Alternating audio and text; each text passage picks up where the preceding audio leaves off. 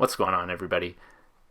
This is What's Melting, and today we're going over a couple color prep techniques. This is a bar of Lucid from Northstar glass, and I'm doing a blowout and I'm pulling down some rod. You can see right here I'm pulling the rod, and we're going to go over how I got to that point real quick. We're pulling that piece out of the kiln. I got it up to 1050, and then I start skimming away a little bit of the cracked glass from when they break these bars down. I grab a rod and I heat up the edge that has the boiled glass, and I skim it away and then throw that in the bin. Here I'm grabbing a prepped handle. I gather up enough glass so it's almost as wide or even a little bit wider than the end of the Slugger bar, so I have a solid spot to connect the piece to, and then I work on grabbing the other end that I was holding with the tongs. I skim a little glass away again just to clean it up so there's nothing boiled, so I can get as much out of it as possible and get that handle hot and stick those together when they're ready to fuse.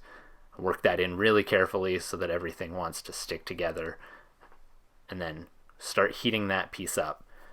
This is going to take some time. I've sped this video up quite a bit, so you're really trying to get a built-up heat base until that rod, that Slugger bar, starts to flop around.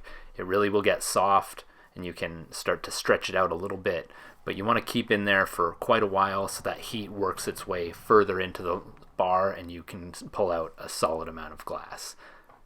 So the more even the heat is, the more straight that rod ends up pulling, and then I break it down and hold those with some tongs so that they're not burning my fingers because that glass is still hot.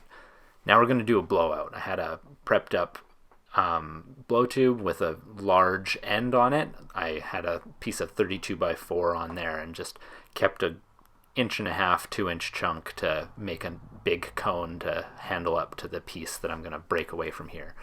So a blowout is a solid gather of color that you're going to press a hole into the center so that you can start a bubble inside that massive glass. So I'm gonna use the edge of my marver there to make a bit of a constriction point and cut that away, and then I'll throw that big Slugger back in the kiln so it doesn't get too cold and crack off that handle. Now we're going to gather this up. Using my graphite paddle, I'll push that in, gather it a little more, and then I'll pick up my octagonal reamer and I use that to push a hole as far in as I can. That'll be where I can start that bubble. So now I've got that prepped up blow tube with that big end, and that'll help me stretch this a little bit as soon as I stick it. I make sure that glass is nice and hot, and it helps you elongate the massive glass a little bit and then help you tubulate it once you get the heat built up in it. And when doing a blowout, you really do want to build up the heat and make sure that that heat base inside the glass goes all the way to the core. I'll often peek into the blow tube end so I can see that that inside glass is glowing, and you get that nice expansion like you just see in the video right now. If you don't build up enough heat, the bubble will often blow out unevenly, and it's hard to get an even wall to start to pull down a bit of tubing out of what you've blown out. But the more even everything expands, the easier it is to work this into a consistent piece of colored prep.